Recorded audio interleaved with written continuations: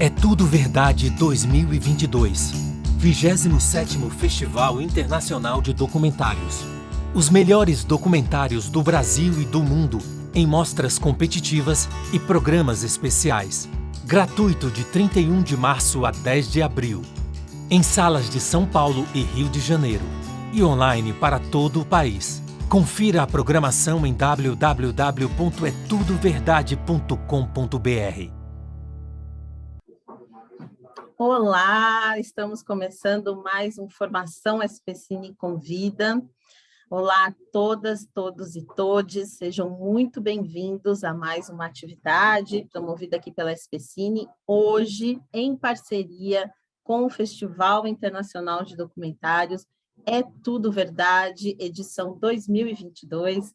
Estamos muito felizes em dar continuidade à parceria da SPCine com o festival, uma parceria que já se estende aí ao longo de muitos anos. É uma honra a gente estar participando mais uma vez. É muito importante que a gente consiga entender, né, todo esse processo de manter os nossos festivais, de manter as atividades do audiovisual. Nós passamos por 2 anos muito difíceis, né? Ainda estamos vivendo um processo de pandemia que tudo dando certo, está se finalizando, mas estamos, este ano, em 22, num processo de transição, mas podendo retomar muitas das nossas atividades presenciais, muito do acolhimento do setor audiovisual, que é tão necessário, o encontro com o público, né? E essa é uma das atividades que a gente começou a promover no ano de 21, por conta da pandemia, passamos muitas das nossas atividades de formação e de contrapartida com os festivais, né? Passamos para o virtual, e agora, em 22, a gente continua, teremos algumas atividades presenciais esse ano, mas ainda também teremos muitas atividades no mundo digital, porque a gente entende que o mundo digital também tem as suas vantagens, alcança muito mais gente, né?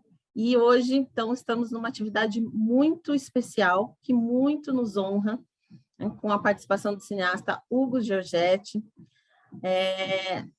É algo que traz também um peso de um marco histórico da produção audiovisual. Então, isso é algo que nos interessa muito manter vivo, né, essa conexão entre o contemporâneo, o histórico, né, e todo o processo, né, a gente entender que a formação audiovisual brasileira, ela começou há muito tempo, ela tem uma história, e essa história reflete no que somos hoje, no que produzimos hoje. Então, é com muito orgulho que eu passo a palavra ao Amir Labak, diretor e fundador do Festival É Tudo Verdade, que vai seguir aqui com as nossas apresentações. Oi, tudo bom? Estamos aqui mais um ano, grande privilégio. Eu sempre gosto de lembrar 2 coisas. Primeiro, que a Secretaria Municipal da Cultura de São Paulo, apoia o É Tudo Verdade desde a primeira edição. E desde a primeira edição nunca falhou. Sempre uma participação pequena, não é um dos grandes patrocinadores, mas é um dos fiéis apoiadores do É Tudo Verdade, como nesse ano. E eu acho que isso é muito importante porque o É Tudo Verdade é um festival que é muito... como os grandes festivais de cinema em geral são, em geral, festivais têm que estar bem enraizados na própria cidade para ter vida.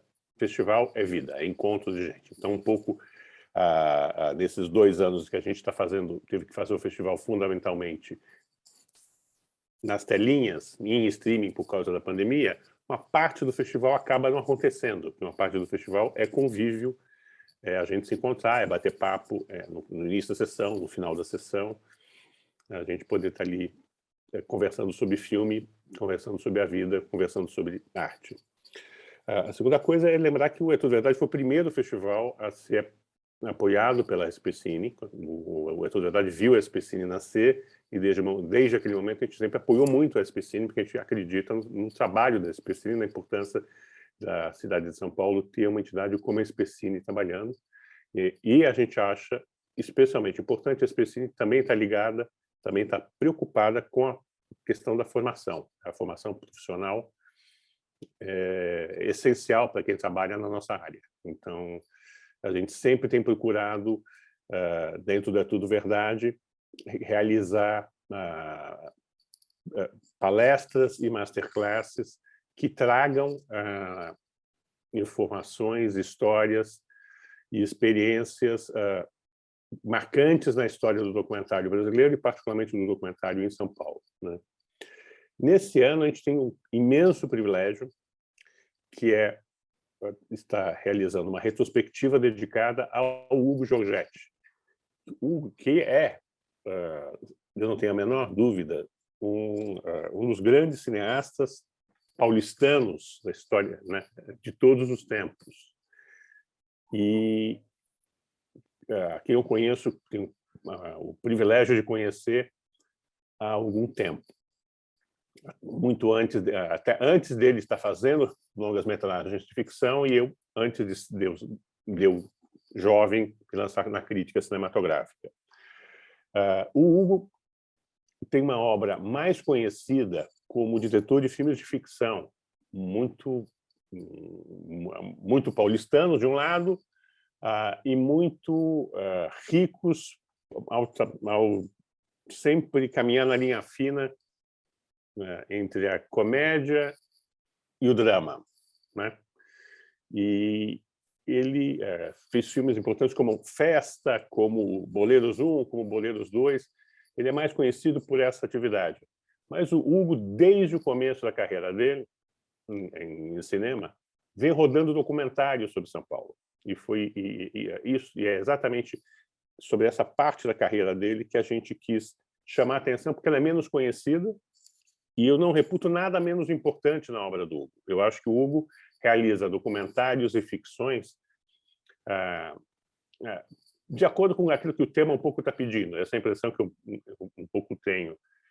E ele está, quando eu fui desenhar essa retrospectiva, fazer as contas, ele está há quase 50 anos, são 49 anos realizando documentários em São Paulo. O primeiro documentário dele, que é um curta sobre o bairro de Campos Elíseos, é de 1973, para vocês terem uma ideia. O mais recente, que a gente teve o privilégio de lançar, de ter a pré-estreia aqui no É Tudo Verdade do ano passado, é o Paul Singer, Uma Utopia Militante.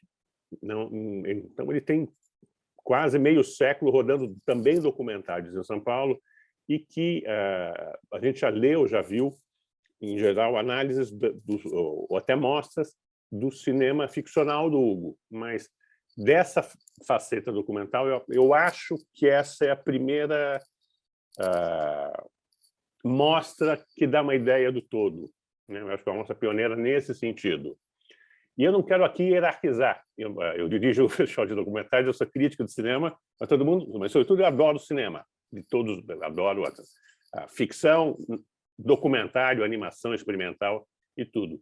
Mas é que me parecia um pouco injusto para com os documentários do Hugo ficar parecendo que os documentários são uma parte... são aquilo que o Hugo está filmando quando ele não está filmando a nova ficção. E não é verdade, né? E eu acho que essa São Paulo que o Hugo filma em documentários é tão rica, inclusive em personagens.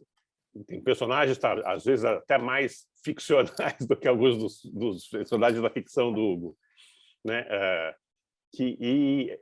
Tão rica quanto o cinema de ficção dele. Então, ele fala sobre a geração de poetas dos anos 60 que ele conheceu. Ele fala de músicos que são menos conhecidos, que tocam há muito tempo. Ele que é muito ligado ao esporte, faz filmes sobre uma Olimpíada, talvez a última Olimpíada romântica, por dizer assim, e vai falar sobre ele que filmou futebol como ficção, vai filmar como documentário. Em resumo, eu acho que esse cinema documentário do Hugo nos apresenta uma São Paulo mais ampla, mais diversa, mais mais interessante até do que a imagem que, em geral, a gente tem um pouco de São Paulo, né? E são várias São Paulo. É isso que a gente acaba descobrindo, né? São Paulo é uma cidade que a gente vai escavando, e a gente não consegue agarrá-la. E me pareceu que para uma retrospectiva na SPCine, que é ligada à cidade, ao município de São Paulo, nada melhor do que um cineasta que está filmando melhor nos últimos 50 anos.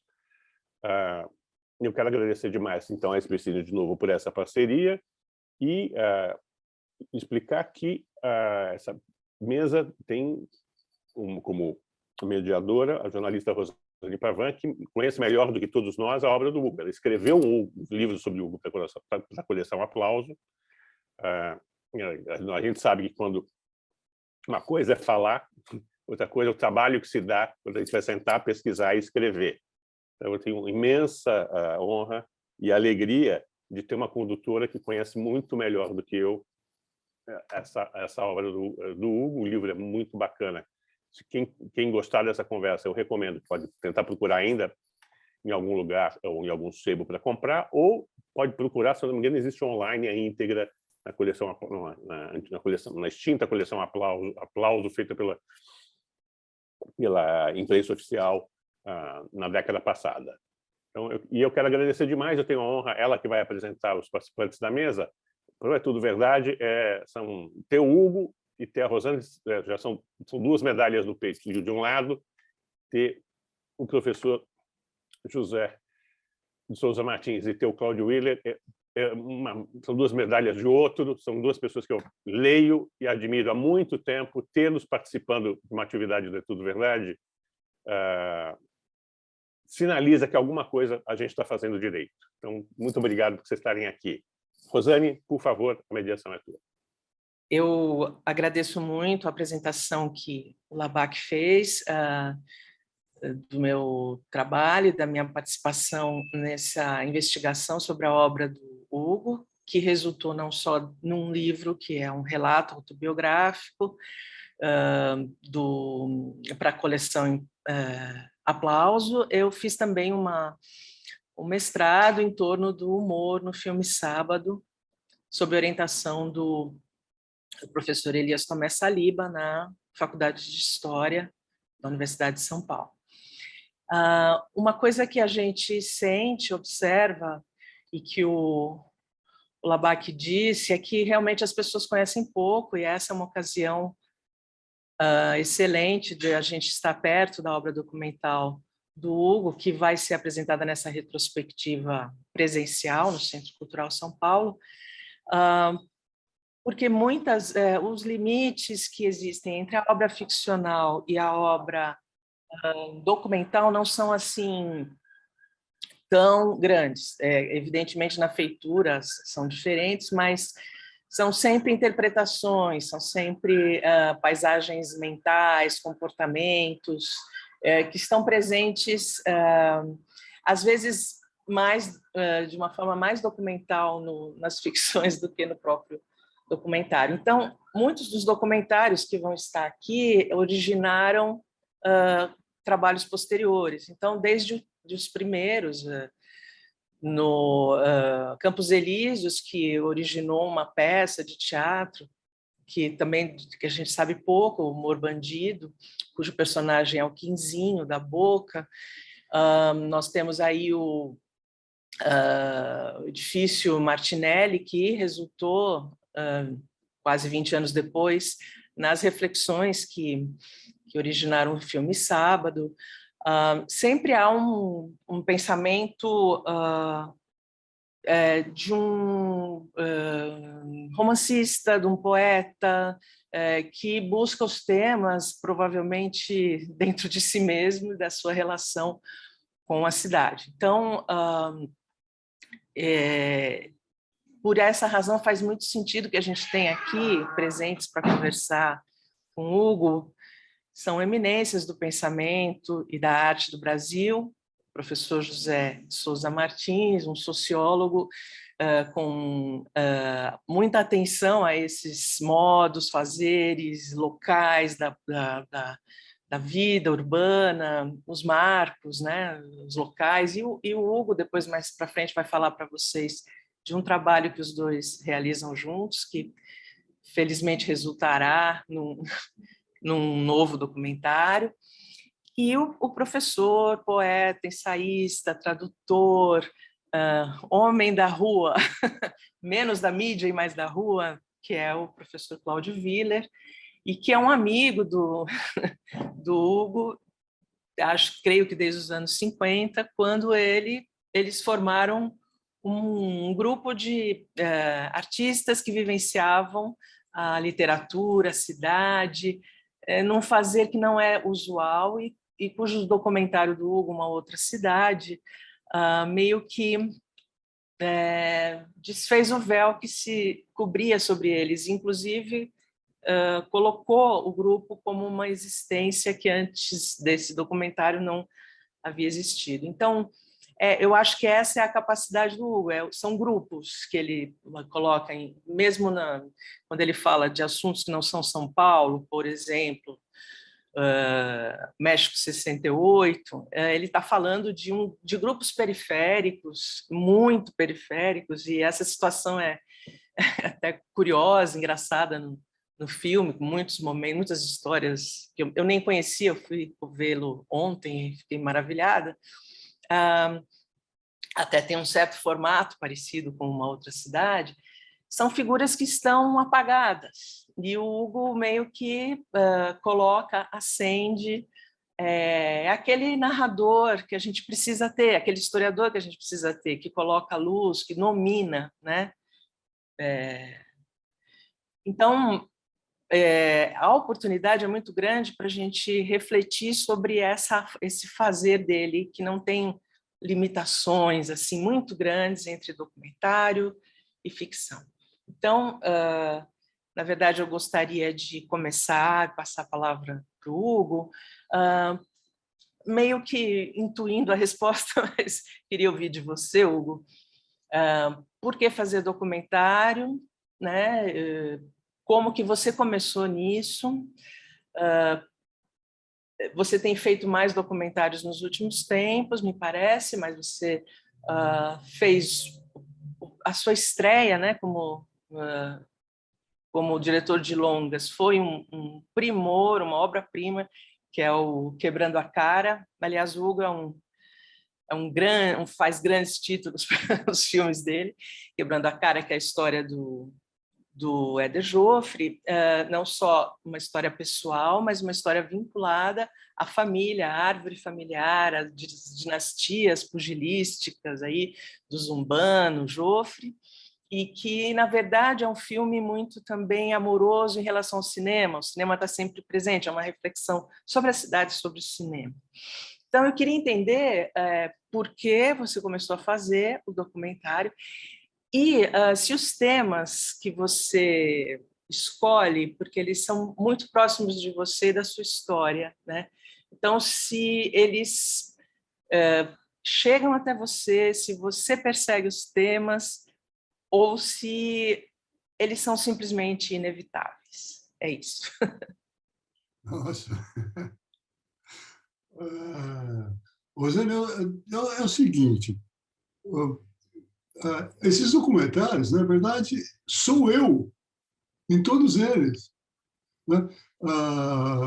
Eu só faço coisas muito próximas de mim, me afetaram pessoalmente, inclusive.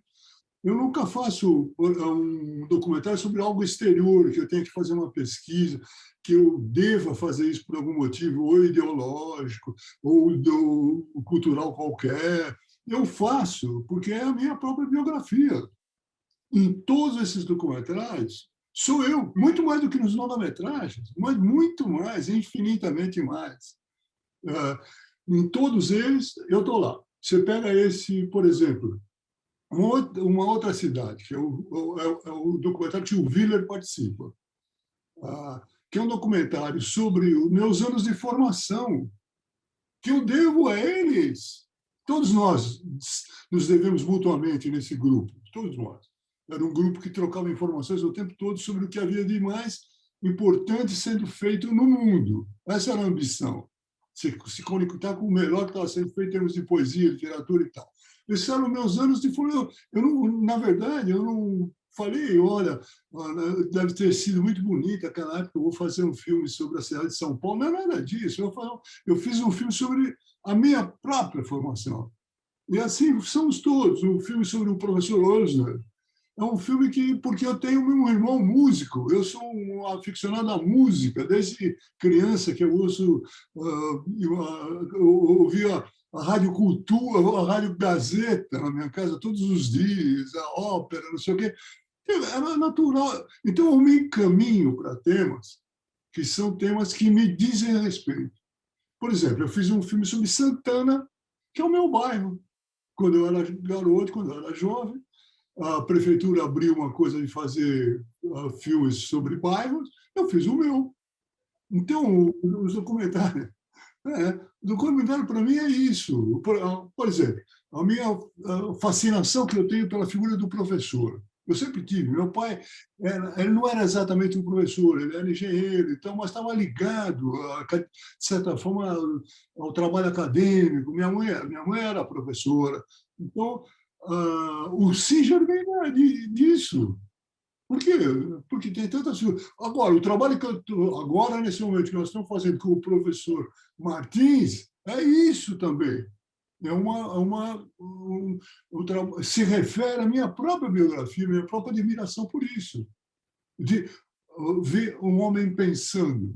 Eu sempre tive esse fascínio de alguém pensando bem na frente dos outros. O professor é isso. Então, esporte, por exemplo. Eu era de um bairro, naquela época os bairros eram muito mais heterogêneos, então Santana era um bairro que tinha a sua própria classe média, seu próprio operário, seu próprio lumpen, era tudo misturado num recanto.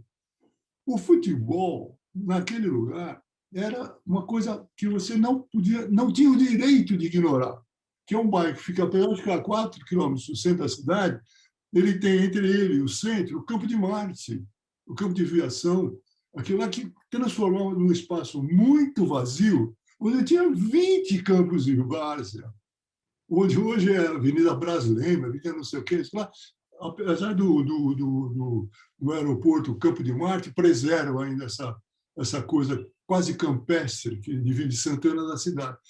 Como é que eu ia ignorar o futebol? Se tinha 20 campos de várzea ali, a gente vivia ali no campo de várzea. Então, novamente, é um dado biográfico. Eu não tenho nenhum compromisso com nada para fazer documentários que não seja minha própria biografia. Eles são filmes que eles talvez nem dialoguem entre si, um é sobre uma coisa, outro é sobre outra, e tal, mas, no fundo, eles falam de mim mesmo. Eu acho esses temas, eu quero revisitar de alguma forma. Por isso que eu fico muito feliz de ver o Willer. O Willer exerceu um papel na minha vida impressionante.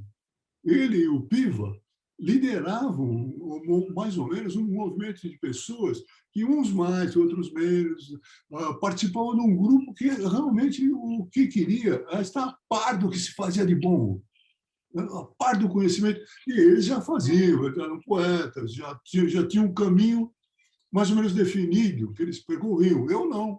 Eu era simplesmente uma pessoa que frequentava aquele grupo, aliás, até de uma maneira um pouco lateral. Eu comecei a frequentar através de um grande amigo meu, que infelizmente faleceu um ano e meio atrás, que era o Roberto Ruggiero, que era também um intelectual, tanto que se dedicou à arte popular como um intelectual da arte popular. E é uma figura muito reconhecida nesse meio da arte popular brasileira. Ele me levou, eu passei a fazer parte desse grupo lateralmente. O Antônio Fernando de Franceschi dá uma definição muito precisa no documentário sobre o que era aquilo. Que ele diz: a despeito de ideologias, a despeito de convicções políticas e pessoais, o que aliava a gente, além de querer saber as coisas, era o afeto. Era legal, a gente convivia, era bom. Você conviver com pessoas inteligentes é um prazer muito grande. Então, como agora só resta o Willer e eu, por tropo... Maltner. O Malter é verdade, o Malter também. Só que o Malter, desde aquela época, o Willer pode confirmar isso. O Malter ele estava ligado a esse grupo e não estava. Ele era mais do grupo do Aguilar, era mais um outro. Mas era, claro, tanto que eu trouxe ele, lógico. E ele está no Rio, então ele também está distante. Né? Hoje, que se a gente for fazer um dos almoços de sábado que a gente fazia, eu e o Willer. Não há ninguém. Bom, aproveitemos o momento. É isso, o documentário, eu tenho uma grande ligação com ele. E ele só podia estar localizado na cidade de São Paulo. Eu nasci aqui, só vivi sempre aqui. Eu sempre vivi aqui. Nunca saí daqui, a não sei quase como turista, ou por um mês e tal. O resto era aqui. Então, ela aparece necessariamente. Ela aparece como um componente, ela também, da minha vida. Talvez o mais forte de todos, né? Então, é isso. É tão simples isso. Chega a ser não sei se você concorda com isso, mas chega a ser um trabalho quase que único, porque eu assisti os seus filmes ontem, anteontem, parece ser de certa forma, um mesmo filme, um filme em progresso sobre essa história, sobre a sua história e sobre a história da cidade, como uma decorrência, como um pensamento, mas é um desvelar assim do entorno e do seu coração, do seu pensamento, né? Uma obra contínua. Verdade. Nesse sentido, com temas surpreendentes. E eu insisto nessa questão dos periféricos, porque a gente sabe, e daí depois eu gostaria que o professor Willer falasse um pouco dessa aproximação e de como que ele entrou nessa história do documentário e vocês dois trabalharam, porque lá no documentário se diz muito sobre esse apagamento, né, dessa grande aventura que vocês viveram e que, com o tempo, ela ficou esquecida, até porque vocês não trabalharam isso na grande mídia, vocês não eram... O professor Willer não era um concretista, ele não era então, ele era uma figura que vivia mais a cidade. Então, todos os seus filmes trazem essa figura que não vive no centro das atenções e que você é a pessoa que recupera. O que você acha disso, Willer? Eu? Como você vê essa obra do Hugo? Como você entrou nela? Olha, eu vi primeiro o Hugo ficcionista, né? Me lembro de um ataque de risadas que me deu câimbras com cenas do sábado, não é? Agora, o Hugo era amigo de amigos meus, quer dizer, era enturmado com pessoas que constituíam uma turma minha também, mas eu só conheci tardiamente. Eu já tinha visto os filmes, Sábado, a festa, sábado não, foi depois de eu conhecer o Hugo. Enfim, quando eu conheci ele estava fazendo. A gente fazia parte de um comitê de entidades culturais, era um tipo de resistência ao governo Collor e algo que seria muito necessário reabrir do jeito como estão as coisas, não é? Eu participei do documentário, eu participei de 3 documentários do Hugo. Aquele que provavelmente teve a maior repercussão, que é Uma Outra Cidade, não é? Rendeu bastante, foi muito divulgado e comentado. Um outro documentário menor, Só Comigo, lendo poesias, e uma ponta num documentário com o Roberto Piva, apresentando o nosso amigo poeta. Eu tenho uma história engraçada. Eu estava andando com o Roberto Piva em 2000, começo de 2000, no Conjunto Nacional, e encontro o Hugo. Aí eu apresentei os dois. O Piva não conhecia o Hugo. Aí o Piva estava meio distraído, Hugo e tal. Aí, de repente, bateu uma luzinha nele. Você, Hugo Giorgetti, meu cineasta predileto.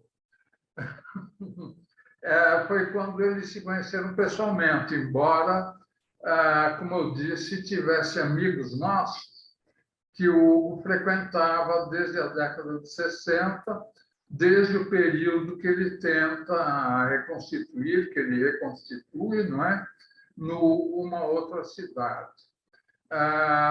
Então, isso de comitê de entidades culturais foi enquanto ele estava fazendo o Sábado, o filme que me provocou convulsões de riso, né? Além da presença de colegas nossos de comitê. Eu acompanhei o mais comovente, e que não é documentário, ao mesmo tempo todos os filmes do Hugo são documentários também, né? Eles fazem um registro. É o Boleiros, né? A cena, uma das cenas mais bonitas do cinema é daquele jogador de futebol aposentado, pobre, e que pede uma grana para dar entrevista, veste o melhor terno, compra o melhor terno possível, vai lá, dá entrevista em grande estilo e depois retorna à favela onde ele morava, né? Eu também participei como voz, lendo um poema em um filme, e o que mais que eu fiz com o... Bom, vocês são amigos de muitos anos, né? Então, acho que vocês são essa resistência de que você falou, né? Muitos anos, tudo é relativo, né? Mas porque a gente se conheceu em 1990, 90 e poucos, mas a gente devia estar se conhecendo. É que o Hugo é um tímido, talvez, um poeta introspectivo, mas a gente devia estar se conhecendo desde 60 e poucos, desde o período que ele tenta captar novamente em uma outra cidade, né? Porque tinha gente que eu via quase todo dia e o Hugo também, né? Então, nós éramos e não éramos, essa ambiguidade interessante, parte da mesma turma. Quer dizer, ficamos sendo historicamente, não é? Na medida que o Hugo escreveu a história. Eu acho que ele tem toda... Eu sempre fui uma figura um pouco lateral em tudo. Eu nunca estive no centro. Eu prefiro olhar as coisas... Ou instintivamente eu me coloco assim. Nesse grupo, eu era muito amigo do Roberto Mugeiro, realmente uma figura que teve maior influência sobre mim. Do Antônio Franceschi também, na mesma época. A gente foi até a gente era colega de classe, eu e o Fernando. E o Décio Bar também. Esses três eram os caras que eu conhecia muito. O Vila, eu não via ele não me via, mas eu via. O Piva, Impossível não vê-lo. Eu ia ver aquelas noites do Teatro de Arena, segundas-feiras, eu vi o Piva declamando também e tal, mas eu ficava um pouco... Ele descreveu perfeitamente a coisa, como é que era. É isso mesmo. Beleza. Mas então... E o professor... desculpa. Não, eu ia perguntar ao professor José de Souza Martins essa aproximação com o trabalho do Hugo, o documental, como se deu e como você vê essa tentativa, né, de descrever não somente a cidade, como o modo de ser dela. Eu tenho uma biografia bem diferente dessas que foram mencionadas aqui, porque eu venho do subúrbio, de uma família operária. Eu cresci dentro de fábrica. Eu entrei no trabalho numa fábrica com 11 anos de idade. Era ilegal, mas acontecia com milhões de crianças no Brasil inteiro e continua acontecendo. O Brasil é o paraíso da ilegalidade, né? Continua sendo. E eu morava no subúrbio, trabalhava na fábrica o dia inteiro, estudava à noite, então eu tinha pouquíssimo contato com o mundo civilizado, que é esse mundo que eles estão descrevendo. Mesmo quem vinha de um bairro como Santana, que tinha o bonde ou o trem da velha estrada de ferro, que trazia rapidamente até o centro da cidade, né? E era mais fácil o contato.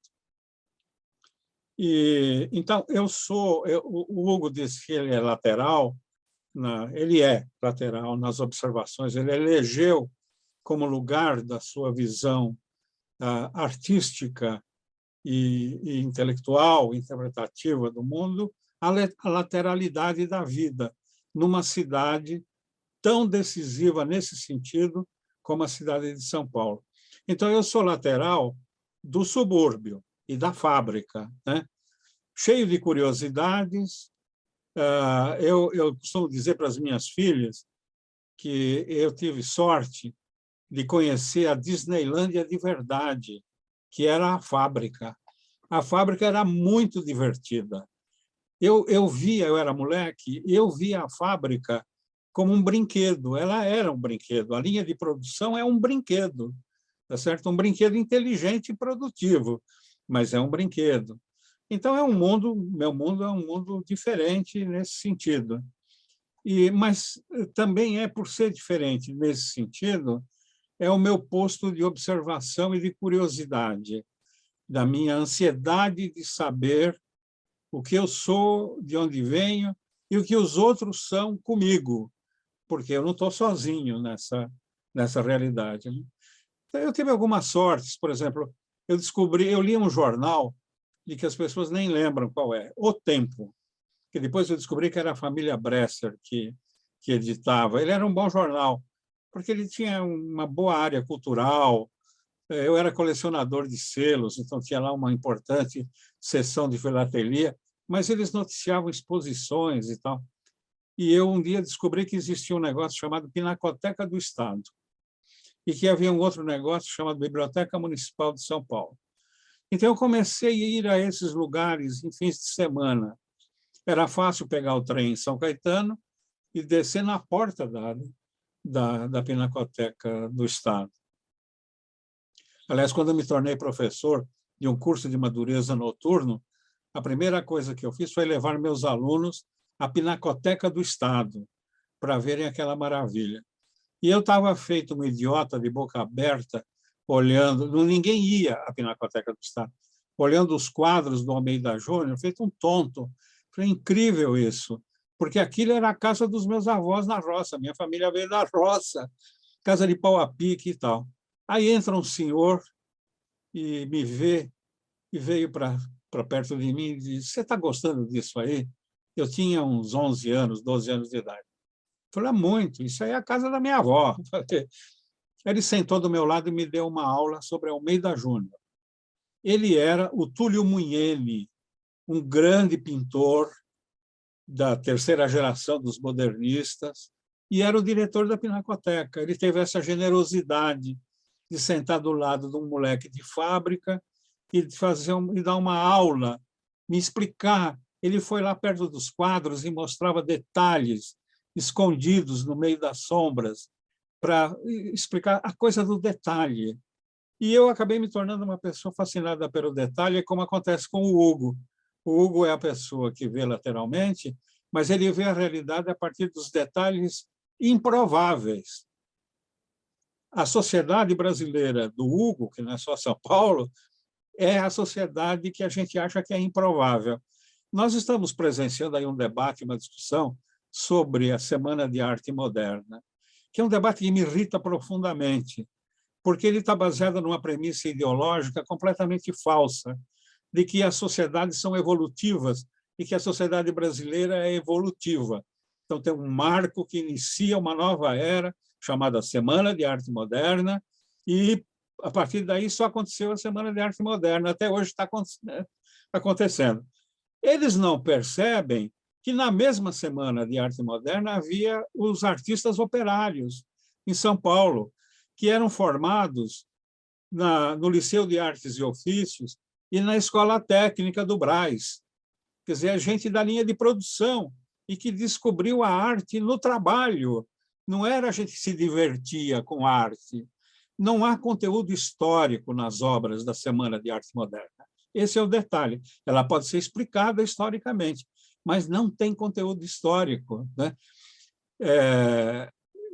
Eu não estou eu não estou demolindo a semana, não sou contra, mas também não sou tonto. Quer dizer, eu acho que tem coisas que a semana acobertou, não propositalmente, mas viu algumas coisas e não viu outras coisas do que era o Brasil da modernidade que estava nascendo. Eu sou da região do Luiz Sassilotto, que é o grande artista concretista, operário. Ele foi aluno da Escola do Brás, né, e operário. Eu estou trabalhando agora nas obras do Rafael Galvez, grande escultor, que você só pode, cuja obra você só pode conhecer em cemitério. Se você quer conhecer a obra do Galvez, você tem que ir ao cemitério do Araçá ou ao cemitério da Consolação. Eu levava meus alunos ao cemitério para dar aula. Quando eles viram algumas das esculturas do Galvez, eles ficaram embasbacados, essa é a palavra. Não era possível que houvesse alguém fazendo aquilo. Entende? Eu falei, ele era um operário. Ele era um operário. Tá?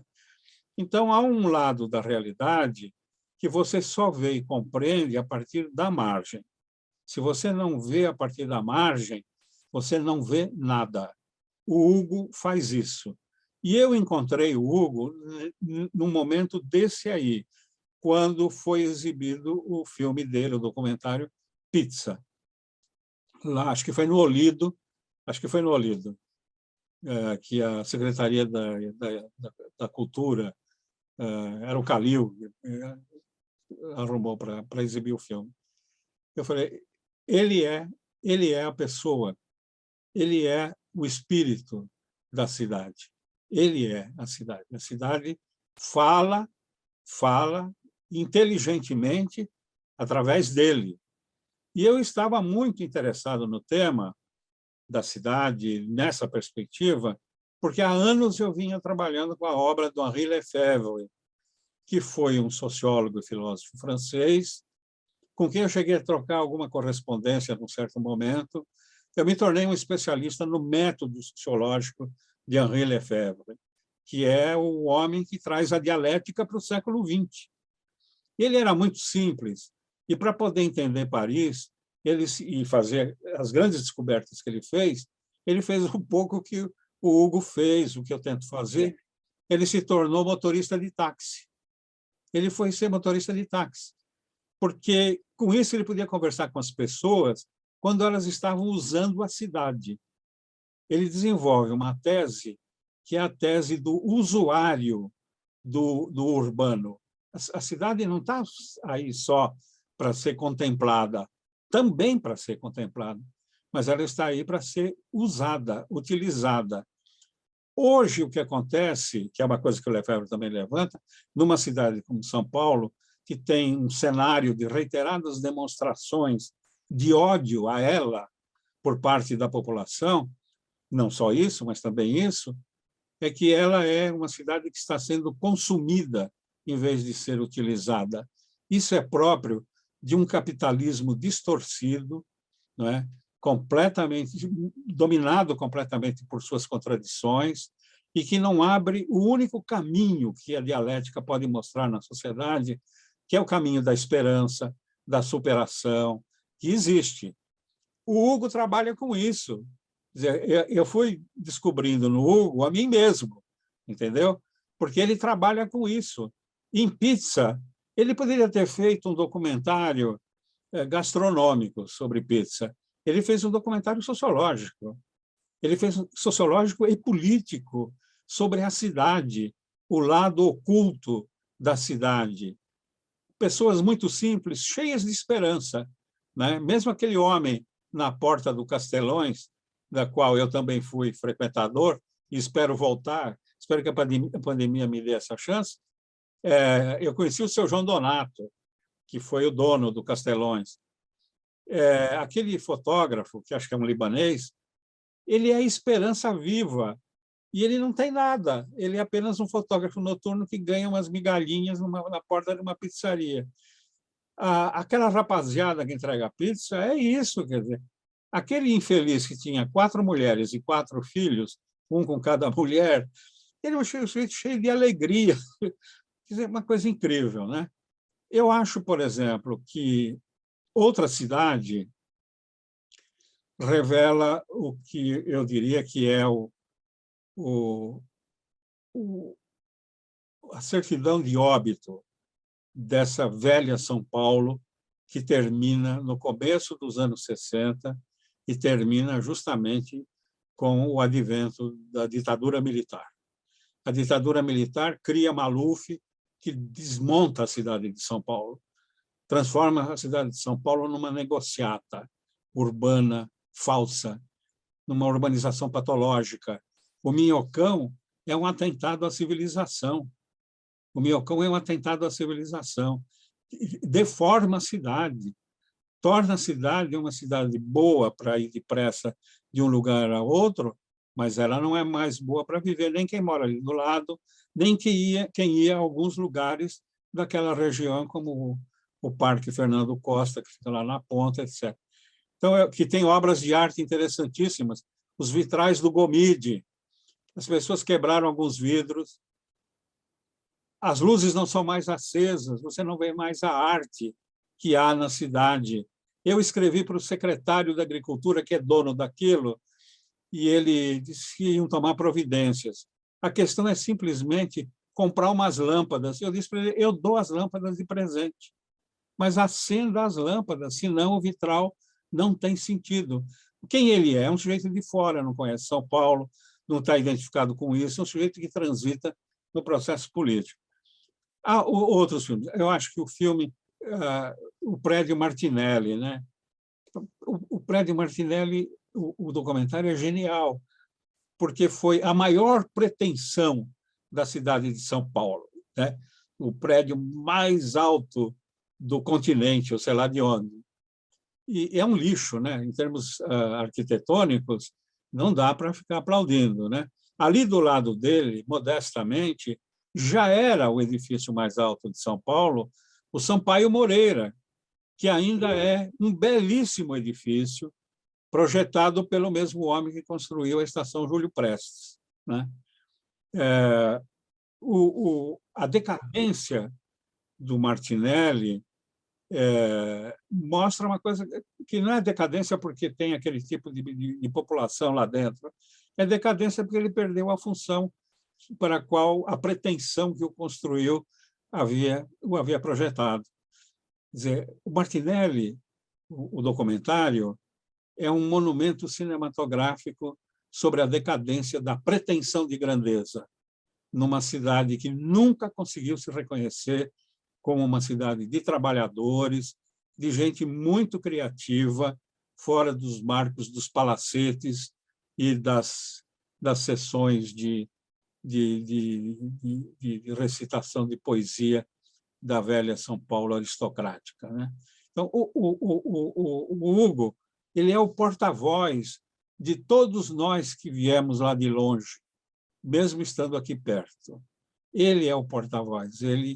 Eu me encontro na obra dele. Eu já tinha visto alguns dos filmes, mesmo quando ele pega coisas aparentemente menos importantes, como a do músico, do violinista alemão, ele é uma testemunha, ele é personagem, ele é um estrangeiro, mas ele é uma personagem, tá certo?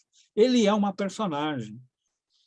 Os jovens da outra cidade, eu conheci um pouco de vista esse pessoal quando eu estava entrando na Faculdade de Filosofia, começo dos anos 60, né? Eu ingressei em 61. Alguns deles frequentavam lá o saguão. Acho que o Malter era um que frequentava. Mas o que eles fazem, o que eles mostram, o que dizem, é que eles são os últimos que estão falando aquele tipo de ousadia cultural. Eles são os últimos. Porque depois disso veio a censura, não houve mais espaço para nada. Houve o pessimismo, que é o pior tipo de censura, que nós estamos vivendo agora, de novo. Vocês já perceberam que não se fala mais na cultura da resistência, nas belíssimas coisas que foram feitas durante aquele período de resistência da ditadura militar. Não ficou nada. As pessoas esqueceram de tudo. Eles roubaram a nossa memória.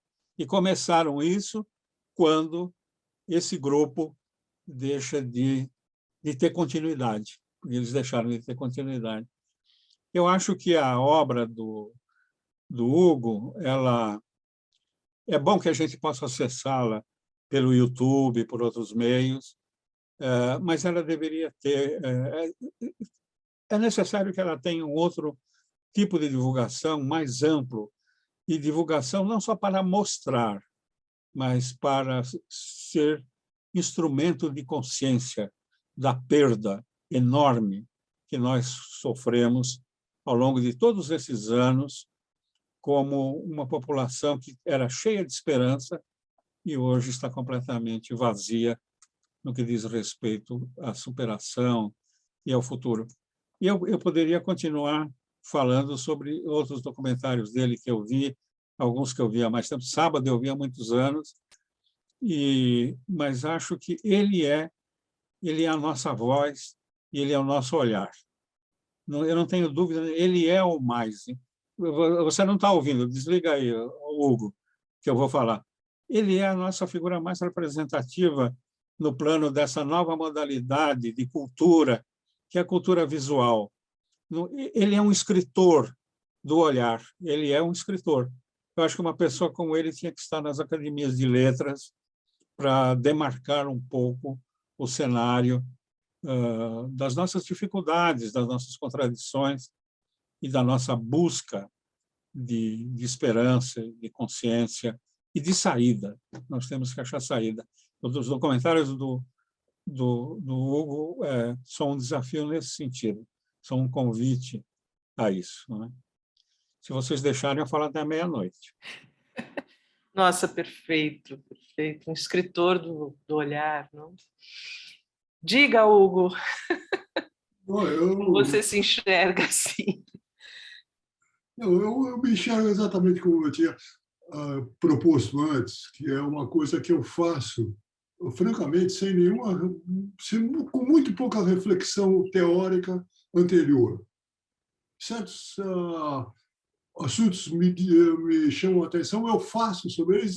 No fim, eu percebo que eu fiz sobre mim mesmo, mas no fim, no meio, eu estou fazendo uma coisa que eu gosto, porque tem um prazer em filmar, entendeu?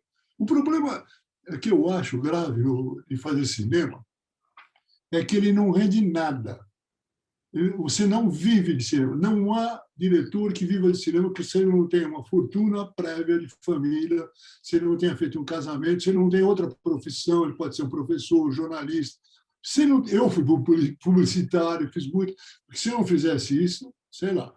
Mas ele tem uma coisa que é o seguinte, você sabe tudo isso, que você está fazendo cinema amador. Todos nós no Brasil estamos fazendo cinema amador. Só que quando você entra nele, ele é tão fascinante, esse mundo é tão indescritivelmente envolvente que você não se livra mais. Você não se livra mais. Quando você vê, você está filmando. Eu não consigo ficar sem filmar. Eu filmo qualquer coisa. Porque se torna mais forte que você não consegue falar. Se eu fosse ser racional, eu diria, eu estou fora disso, eu não quero mais, pô. Não quero mais.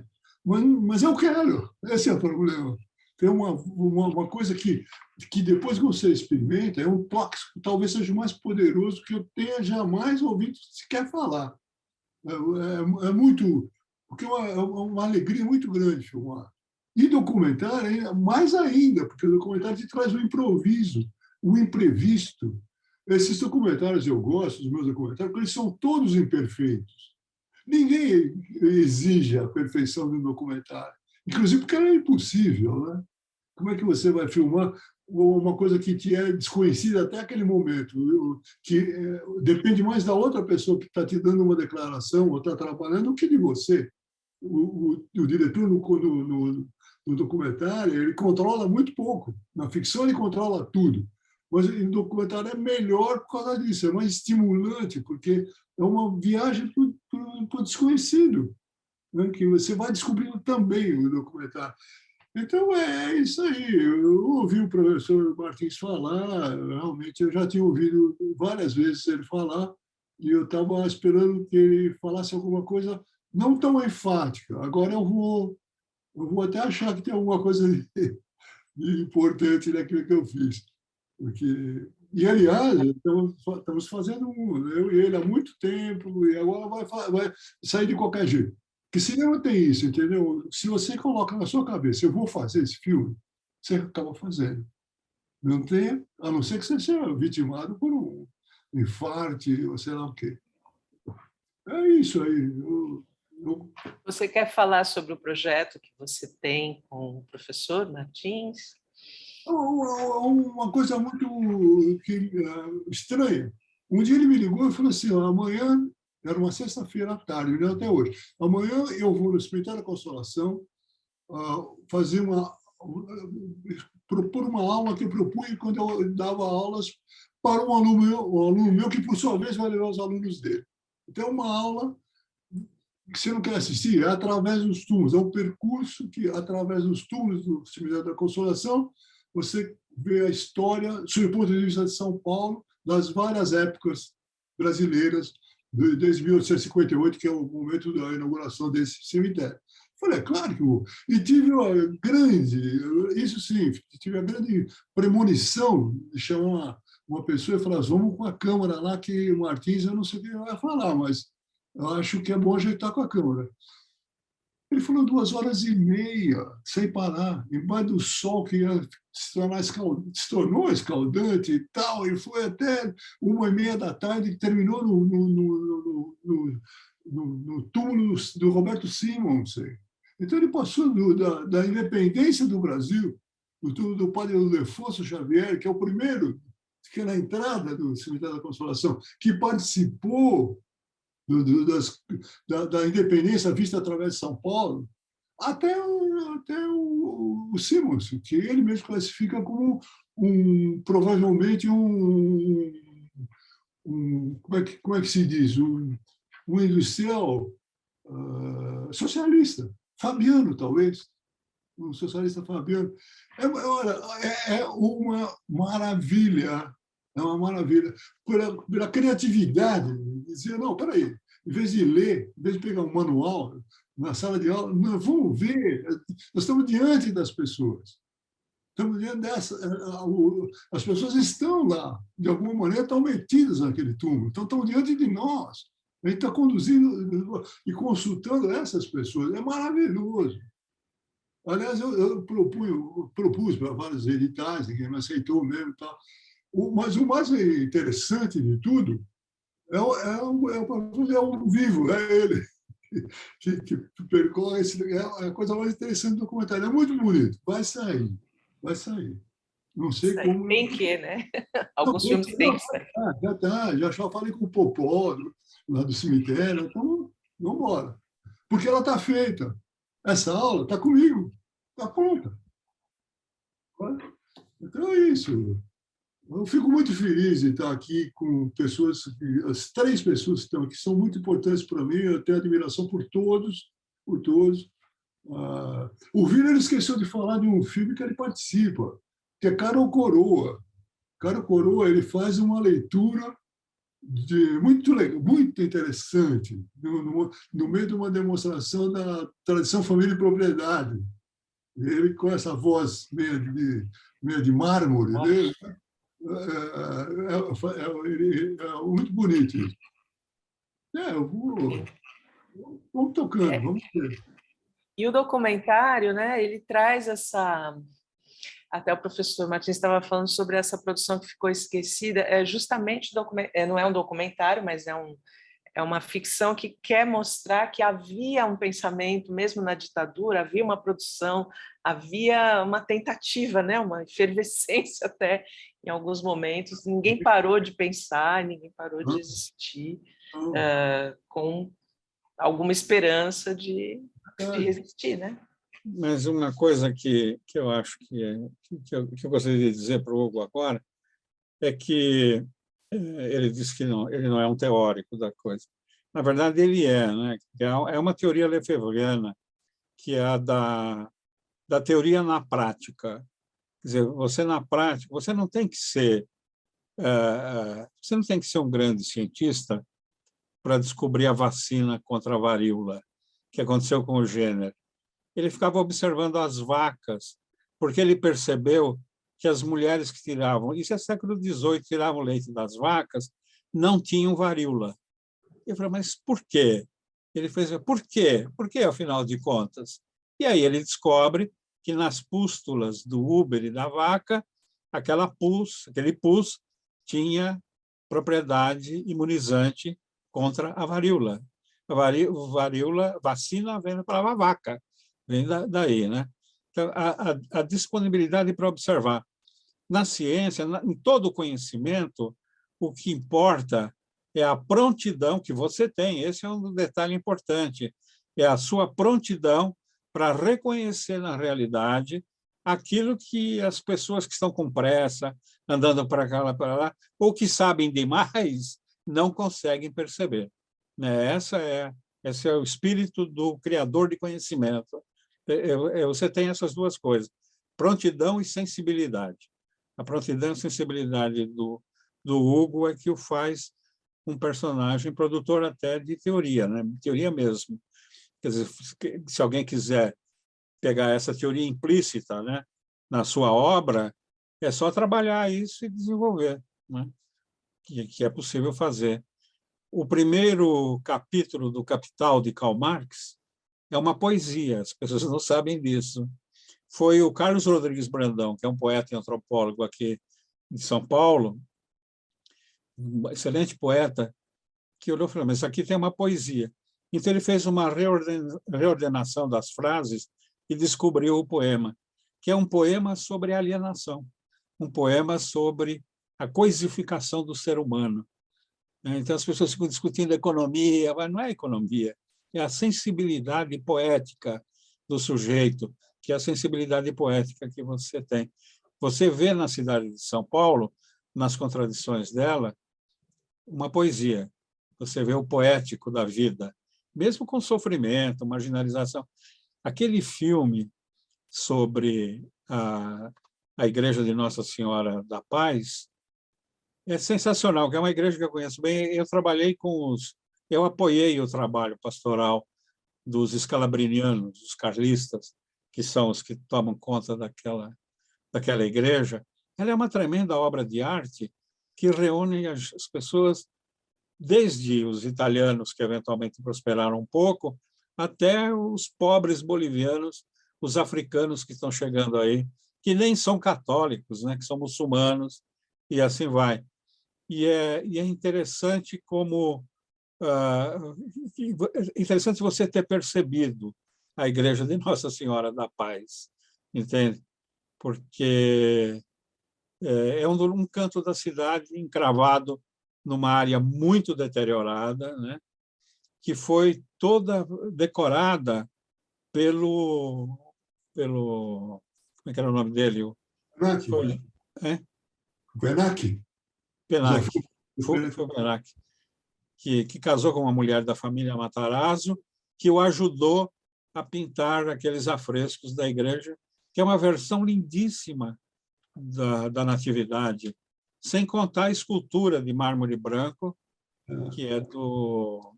Acho que é do Emendabile, né? Do Galileu Emendabile, que foi outra figura muito interessante dos cemitérios de São Paulo. Ele tem um túmulo, um conjunto escultórico no cemitério São Paulo, que é sensacional. O proprietário do túmulo, quem mandou construir o túmulo, quem encomendou o túmulo para ele, tinha ficado viúvo e tinha um filho pequeno. Então, como é que o Emendabile fez? Ele não esculpiu uma estátua da falecida. Ele esculpiu uma mesa de pedra bem grande. Na cabeceira da pedra está sentado um homem muito triste, No lado direito, à direita dele, está sentado um menino igualmente muito deprimido, um pão sobre a mesa e uma cadeira vazia. Esse é o monumento. Esse é o Emendabile. Isso é incrível, incrível de ter visto isso. E há outras coisas parecidas. Então, uma vez eu conversei com a filha do Emendabile e ela ficou espantada com a análise que eu fiz, porque ela mesma acaba sendo vítima das interpretações correntes de tipo monumental que fazem sobre a obra de um autor como ele, quando existe uma simplicidade na obra de arte que você reconhece no que você faz com seus documentários. Incrível isso. Como nasceu esse projeto, Hugo, de chegar na igreja? Você frequentava, a família frequentava? Ou como que você te ocorreu? Ninguém da minha família, ninguém frequentava a igreja nem nada. Nem era, como era uma família de Santana, era longe dos rincões tradicionais italianos, não era nem do Bexiga, nem no Brás, nem nada. Então, embora tivesse italianos em Santana, mas eles formavam assim uns 300 metros de uma rua, toda ocupada pelos italianos, e acabou. Não era um bairro, nem... Mas essa coisa foi muito familiar a mim, essa cultura italiana. Inclusive porque os toscanos lá, que tinham já uma certa empáfia cultural, digamos assim, um certo desprezo pelo resto da Itália, é uma coisa... O toscano é muito complicado. Eu sempre, quando alguém me fala alguma coisa de italianos, imigrantes e tal, eu fico alguma coisa se acende inexplicável, não, por essas origens de mim. Alguém um dia me falou: você já foi na missa que todo domingo, todo primeiro domingo do mês os italianos fazem aí? Eu falei: não. Pô, vai que você vai gostar. Eu fui. Bom, primeiro que eu gostei da igreja, que é uma coisa linda arquitetonicamente, né? E depois assisti a missa mesmo dessa. Mas não é mais os italianos, eles ocupam o primeiro domingo do mês, porque são remanescentes italianos e que deram certo, na verdade. Você vê que eles são pessoas já mais ou menos bem de vida, ou completamente bem de vida. Só que estão lá os bolivianos, os paraguaios. Aí eu falei: não, o negócio é esse, não é mais os italianos. E ficou um filme sobre rostos, né? O rosto do boliviano é completamente diferente do rosto do italiano, que é completamente do brasileiro, que só vai aos domingos à tarde, é um outro rosto, né? É fantástico isso aí. Os gestos, né? Porque os italianos estão sempre com as mãos, é lindo aquilo. Percepção, né, da figura, enfim. E esse aspecto poético, não sei se o Willer gostaria de falar sobre a questão poética do Hugo, né? Que não se faz pela poesia escrita como poesia ou declamada, mas é uma poética do olhar. Você vê assim, Willer, o trabalho dele? Acho que não. Willer? Não. Você vê uma poética, uma poesia praticada pelo Hugo nos filmes dele? Completamente.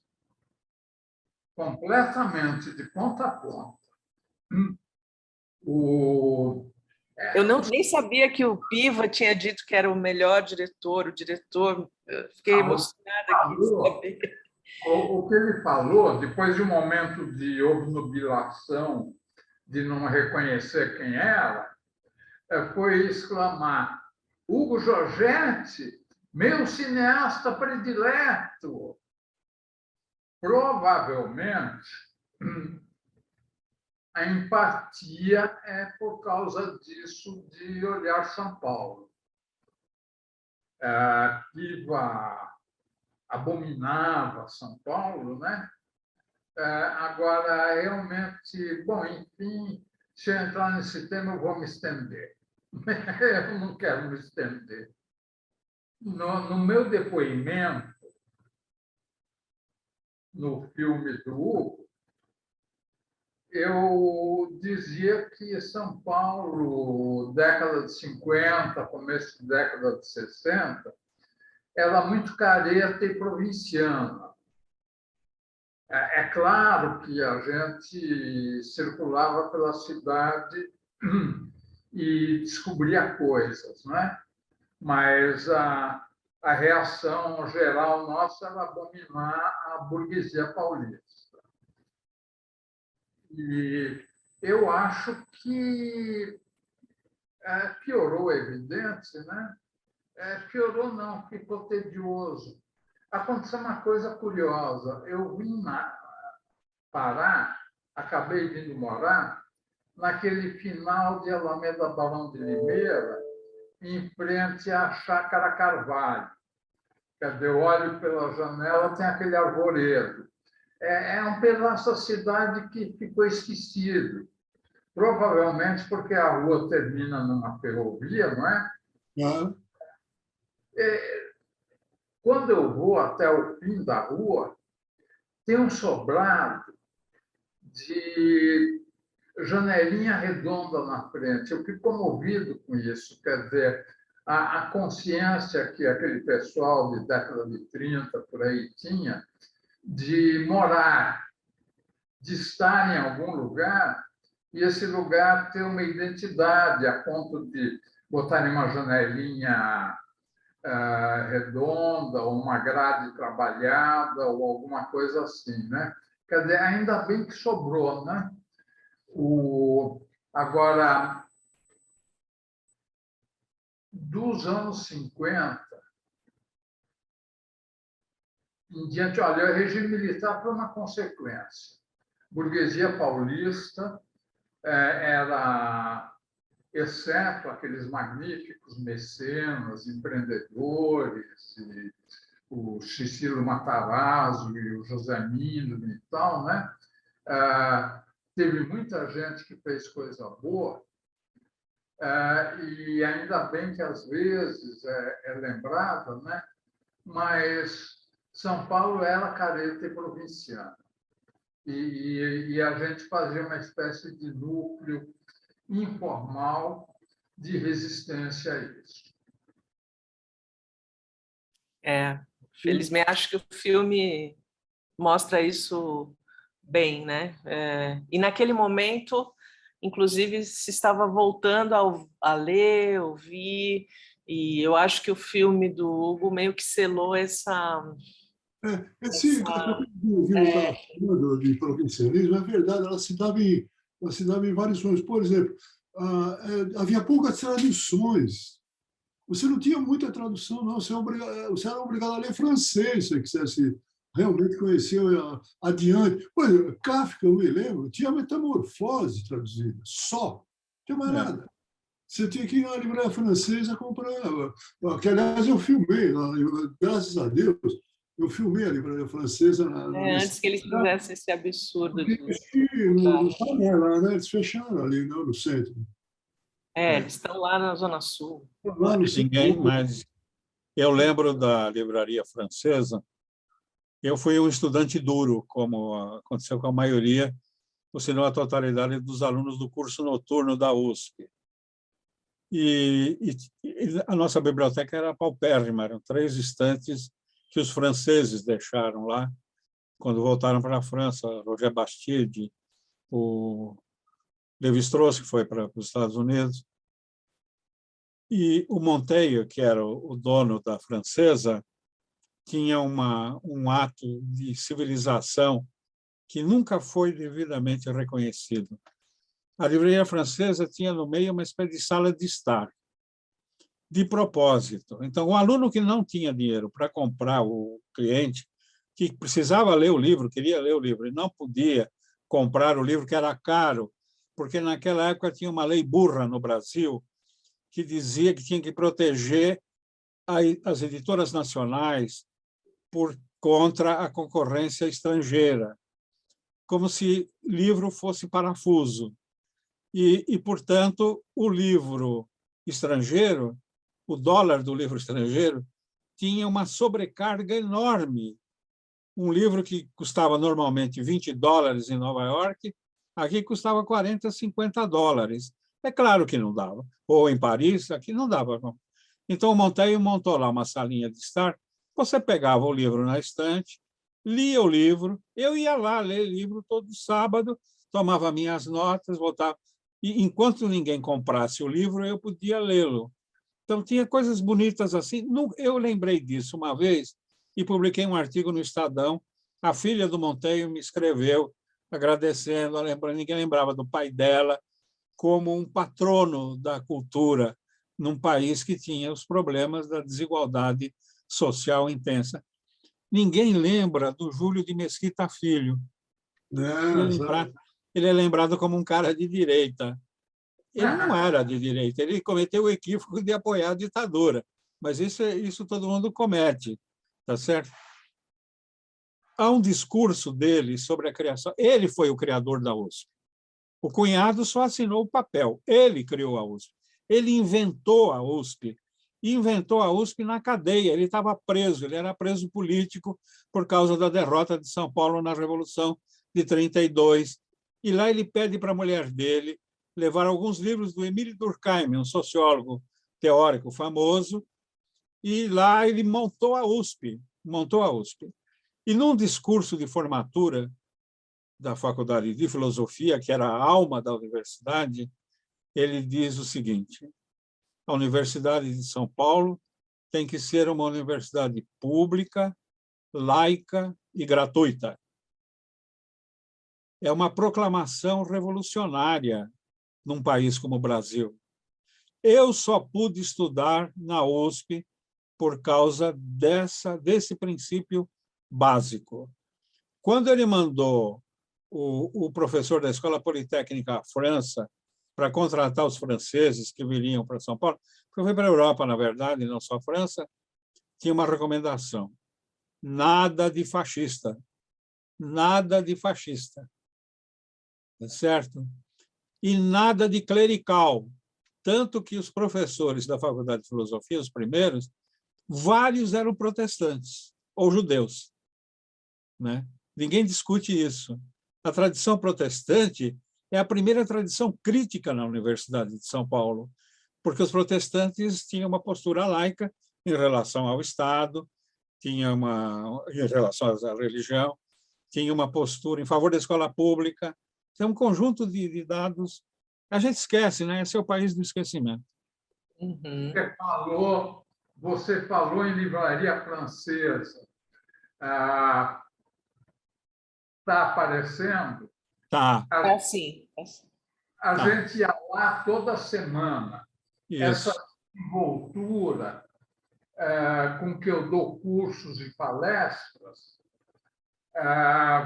se deve muito à existência daquela livraria. Melhor que isso, são as ocasiões em que eu tive a oportunidade de ir a Paris e alguns outros lugares, mas e nem tanto. Paris é fraquinho como mercado editorial. São Paulo, com a francesa e as livrarias em língua espanhola, aí o Palácio do Livro, meu primeiro Kerouac, 1960, por aí, né? Nesse aspecto, meio subterrâneo, São Paulo era fervilhante. Bom, e outros também, né? Estava me dando nostalgia. Lembrei de um lugar realmente bom de ir, e ir lá agora me deprime. Deu um excesso de brasileiro típico lá, Galeria Metrópole. Quer dizer, você pegar, terminar o dia tomando uns drinks no Chamun e tal, né? Quer dizer, tinha lugares bons. Ainda tem, provavelmente, né? Questão de... Mas, não, alguns dos lugares eram inigualáveis. Em compensação, quando eu era garoto, adolescente, se eu quisesse ver filme no Cine Marrocos, eu tinha que botar gravata, né? Isso. Quer dizer, o lado careta e muito desagradável de São Paulo. Fora as relações até meados de década de 60, com as relações sexuais com outro sexo ou conforme a preferência com o mesmo e tal, né? Ela é uma complicação, né? Entende? Quer dizer, realmente eu acho que uma época de efusão em que São Paulo teve divertida foi em 1980. Ou talvez pela oportunidade de participar ativamente de tudo isso, sei lá. Bom, enfim, tem camadas, tem épocas, tem fases de São Paulo, né? Hora dessas, Hugo, a gente vai conversar sobre isso. Bom, não, eu acho que a melhor época de São Paulo é quando a gente era jovem. É isso aí.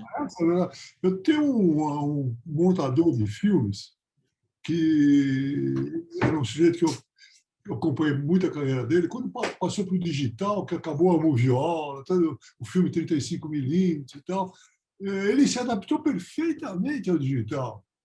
Isso aqui, ó, pá, pá, pá. E um dia, conversando com ele, ele era mais velho que eu, já falecido. Eu falei, escuta, me diga uma coisa, você não sente saudades da moviola? Ele falou, eu sinto saudades de mim na moviola. Eu acho perfeito. É isso mesmo. Jovem, pô. Quando você está jovem, a cidade da bola é sensacional, seja o que for. Seja o que for. Por Esse isso que aspecto que o Willer falou ali sobre a questão da vivência sexual, erótica de São Paulo, o papel das mulheres, você sempre inclui grandes personagens femininas, desde nos seus filmes documentais, como a Ida no México 68, como, enfim, são figuras que orientam um pouco o futuro, a ideia do futuro, mas você não usa uma mulher como uma figura, digamos assim, central. Então, eu me lembro numa outra cidade, estávamos falando, vocês falam lá de Vicente Ferreira da Silva e Dora Ferreira da Silva, que era a mulher dele, poeta, e o Jorge Morte, e assim, eu queria entender o que não sei se é uma reserva, não sei se é um respeito, você chegar mais num personagem, nunca te ocorreu fazer isso mais de uma forma central? Assim? Não, agora que você está falando isso, não, é importante para mim, lógico. Você está falando da mulher, especificamente? Ou da figura do grupo, de um grupo que tenha... Porque, por exemplo, no Singer, no documentário sobre o Paulo Singer, você coloca essa figura feminina incrível, né, que participou da greve de 53. Você está sempre colocando essas figuras. A gente sabe que, por uma questão até social, elas não tinham esse espaço, mas eu só tinha essa curiosidade, porque eu vejo ali a citação a Dora, por exemplo. Eu sei que talvez você não viveu, não conviveu, etc., mas se te ocorreu colocá-las assim, como grupo ou como uma grande figura para você centralizar nos teus documentários? Não. Uma curiosidade. Primeiro porque o grupo era essencialmente masculino. O Vila pode testar isso. Eram poucas as mulheres que frequentavam mesmo militantemente, com poesia, escreviam. Tem uma fotografia que você escondeu, você e outras pessoas, que retrata o grupo em 1963, foi produzida pelo querido Regasten Rocha. Esse ano nós perdemos 4 amigos na sequência. Né? Exatamente. mais recente o Regasten. Teve o Rodrigo, teve o De Franceschi e teve o Rogério, né? Quer dizer, 2000 e quanto? 2021, né? 2020, né? 2020, começou em 2020 e foi uma debacle, né? Um ano e tanto, né? Mas não tinha mulher. Agora, a partir do ano seguinte, começaram a aparecer, né? Começando pela minha recém-falecida companheira. Uma pintora surrealista, né, sua esposa. E sobre a Dora, figura exponencial, eu já dei palestra e na palestra eu falei que eu estou devendo um artigo. Eu vou escrever. Já escrevi sobre que ótimo. mas pegar a poesia dela, examinar e mostrar o que é. Que ótimo. Maravilhoso. Mas eu só posso falar uma coisa a meu respeito, que realmente nos meus filmes a mulher aparece em todos, evidentemente. Mas uma certa sombra, digamos assim, porque eu te falo francamente, a mulher é um enigma. É um enigma, é um mistério. É um mistério insolúvel, insondável, eu não sei. Se Flaubert talvez soubesse, mas eu não sei, juro por Deus. Não, mas elas estão presentes, né? De qualquer maneira, são centrais. Mesmo o príncipe é uma mulher, a figura, para mim, é a mulher, a figura central ali. Uma coisa que eu acho curiosa nesse grupo, que eu vi ele estar falando negócio de sexo, sempre me ocorreu uma coisa que pode ser um chute, e um chute audacioso, que é o seguinte: esse grupo tinha como fundamento essencial o ódio à burguesia. Acima de tudo, era o ódio à burguesia. Não tem conversa. E sendo essa burguesia, você colocava várias, nesse balaio, até operário, todo mundo que fosse vulgar, esse grupo hostilizava. Havia um negócio que eu acho que é uma retórica homossexual poderosa, que eu acho que ela era mais do que uma retórica, não se configurava tanto na prática, que eu conheci vários. E a impressão que eu tinha, eu falei, mas esse cara é homossexual? A gente conhece o protótipo, né, a figura, ele tem alguns traços marcantes, que queira ele ocultar ou não, de repente ele se trai. E eu conheci, inclusive no nosso meio, no nosso grupo, que eu tenho a impressão que você falar que era homossexual era uma coisa afrontosa de tal forma burguesia, acho que era pior de tudo. Pior de tudo é você defender, se colocar e ainda insinuar que todo mundo devia ser, que era ótimo. Então, isso era para um pai de família, era pior do que você ser ladrão. Então, eu acho que certas pessoas não eram exatamente homossexuais na prática, ou pelo menos eram lateralmente. Mas essa teoria transforma você num personagem realmente no contra. Esse está na margem mesmo. Né? E você tinha aquelas figuras, principalmente francesas, Verlaine e Rimbaud, tinha toda aquela retórica, né, que ajudava. Mas eu sempre me admirei um pouquinho. Eu falava, mas esse cara aí não é bem homossexual. Ele está usando como uma forma de afrontar mesmo. Para um personagem, era sensacional. Pô. Você realmente negava as coisas. Era a negação mesmo da moral vigente. Isso aí, Vira, é um chute. A gente conhece várias pessoas. Apenas um chute. Não é? Mas que existia essa adesão teórica ao homossexualismo, sem dúvida, eu acho que existia. A gente escolhe, né, assuntos. Então, sei lá, houve uma época que você até dizer que era monarquista, você estava tentando afrontar também essa burguesia, diminuí-la. Como hoje, eu acho que voltou uma certa... Tá em voga essa coisa eu sou comunista, isso também é algo que pode realmente abrir seus caminhos para a margem mesmo, né? Mas é uma afirmação, é algo que eu não pertenço a esse grupo que está ordenando, a sociedade, estou fora, etc. Mas, enfim, a gente está aqui chegando ao final da conversa, que poderia se estender por muito tempo. Espero que um dia a gente até se encontre para conversar especificamente sobre esses assuntos todos, que só começamos a falar.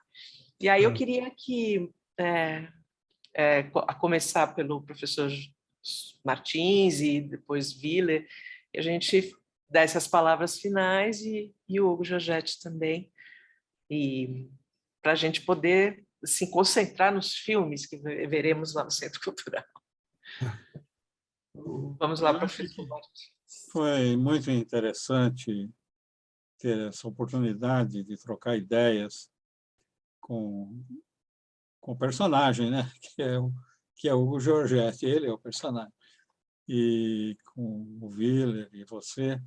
Eu acho interessante porque eu tenho a impressão de que nós estamos vivendo um momento de tentativa de reencontro da memória perdida. Eu tenho essa impressão.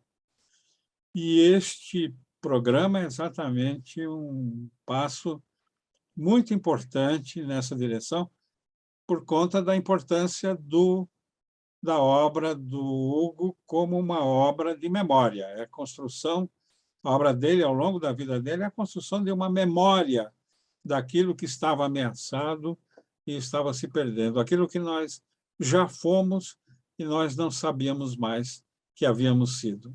Achei bem. Eu fico muito agradecido a vocês pela oportunidade. Eu quase que me infiltrei, na verdade, nesse projeto. Por sorte, eu tive a ousadia de não aceitar a ideia de que podia ser um equívoco o convite para eu participar. Não foi, eu sei que não foi. Então, Hugo, olha, você fica nos devendo muito mais do que você já fez. Esse país e essa cidade precisam urgentemente da continuidade do seu trabalho, desse lindo trabalho. Nós precisamos da volta da poesia no nosso imaginário. E você é a pessoa. Muito obrigado. Obrigado para o Willer também, Rosane. Obrigado. Professor Willer. Isso. Aguardamos o próximo. Uma pena, até recentemente, até uns 4 anos atrás, a gente tinha uma confraria de almoçar aos sábados. E praticamente sobramos nós dois, né? Isso é escandaloso. Agora, como é que faz para... Não dá para reconstituir, né? Não. O máximo que é possível é a gente se encontrar mais. Exatamente. É isso mesmo. É isso mesmo. Eu acho que vocês têm que se reencontrar por vocês e pelos outros. Portanto, não pode ser um encontrinho. Tem que ser um grande encontro. Você sabe, Martins, tem um filme muito interessante, que é o seguinte. Um diretor de teatro e cinema e ator, que é filho do aquele famoso editor da New Yorker, William Shaw. O nome desse cara é Wallace Shaw. Ele é ator, diretor e tal. Ele era muito amigo de um outro cara, por sua vez, uma figura muito importante da Broadway, chamada Gregory, não sei o que Gregory. Eles eram amigos, esse cara foi para a Índia, passou 2 anos na Índia, voltou para Nova York, a primeira coisa que eles marcaram foi um jantar entre eles, e fizeram esse jantar. No dia seguinte, eles telefonaram e falaram, mas o que a gente fez foi esplêndido, foi maravilhoso, falou coisas tão legais ontem. E um deles falou, então vamos fazer de novo. E o outro falou, vamos filmar, então. Eles chamaram o Louis Malle. O Louis Malle dirigiu o jantar, o outro que eles fizeram, e o filme chama O Meu Jantar com o André, My Dinner with André. É os caras conversando durante 70 minutos. É muito legal. É muito legal. A gente devia ter feito isso que o Vila está falando, a gente devia ter feito anos atrás, naqueles almoços de sábado, a gente devia ter gravado. Era eu, ele, o Francesco, o Regastem e o Roberto Ruggiero. Bom, para não ficar uma nota muito pessimista, deixa eu observar que, em contrapartida, tem uma quantidade de rapazes. Me lembrei de um episódio do meu pai. Um dia ele chegou para mim, contratei um rapaz para trabalhar no meu escritório. Era um senhor de cabelos brancos, já tinha mais de 50 anos. Agora, sob a ótica do meu pai, era um rapaz. Enfim, tem rapazes entre os 20 e os 50 e tantos anos que eu tenho encontrado sempre. Tem um lugar aqui perto que eu apelidei de brasileiro típico, onde a gente se encontrava e vai voltar a encontrar. Quer dizer, houve, felizmente, uma substituição, quer dizer, houve um esvaziamento e está havendo também um povoamento, né? Então, a vida segue, né? Mas o importante é que ela siga com a gente, não sem a gente. Exato. E aí, Hugo, suas palavras finais? Eu agradeço muito a vocês, porque isso aí é um alimento para mim. Isso aí é o que me faz... Pode ser um lugar comum, não há nenhum sentimentalismo nisso, mas você vê a repercussão do que você faz entre pessoas como vocês, já é o suficiente, você não precisa ter milhões de espectadores. Aliás, é bom não ter, porque atrapalha. Então, olha, eu fiquei muito feliz mesmo. E vamos agora, consolação na cabeça. Tá bom. Bom. Tá bom. Então, agradeço muito a essa possibilidade. Você ia falar algo mais? Vamos nos ver mais, a gente está ensaiando. Isso. Isso mesmo. Isso mesmo. Claro. Então, agradeço muito, estou muito feliz, muitas iluminações e revelações por aqui. E, enfim, obrigada por existirem vocês todos. Ora, obrigado. Até. É Tudo Verdade 2022, 27º Festival Internacional de Documentários. Os melhores documentários do Brasil e do mundo em mostras competitivas e programas especiais. Gratuito de 31 de março a 10 de abril. Em salas de São Paulo e Rio de Janeiro. E online para todo o país. Confira a programação em www.etudoverdade.com.br.